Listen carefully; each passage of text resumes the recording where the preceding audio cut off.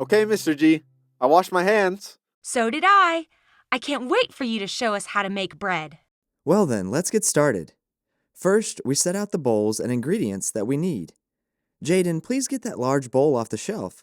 And Maddie, look in the cupboards for the flour. I'll set out the rest. What's in this little envelope? That's a very important ingredient, Maddie. It's yeast. It's what makes the bread rise, so it's airy and fluffy. Go ahead and pour the yeast into the bowl. Jaden, now pour the warm water into the bowl with the yeast. I'll add a pinch of sugar. It's bubbling! The yeast needs to bubble for 5 to 10 minutes. Then we'll add the rest of the ingredients. What happens if we don't add the yeast? The bread will be flat. We call that unleavened bread. People in Bible times knew all about unleavened bread.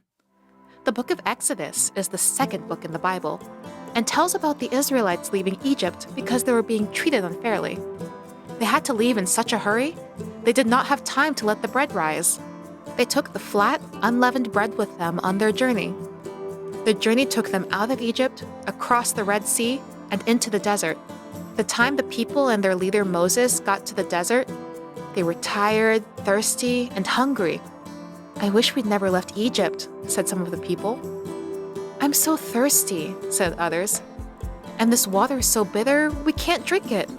We're all going to die." "Don't worry," said Moses. "God will take care of us."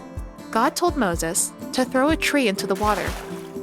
When Moses did what God told him to do, the water became sweet.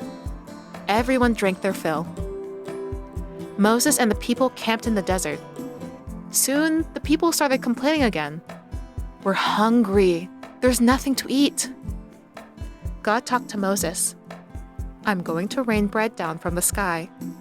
The people will go out each day and gather just enough for the day.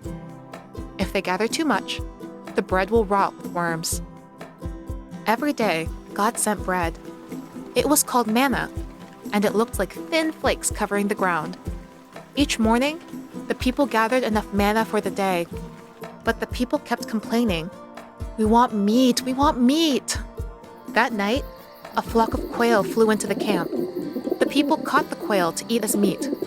Moses and the Hebrew people lived in the desert for 40 years.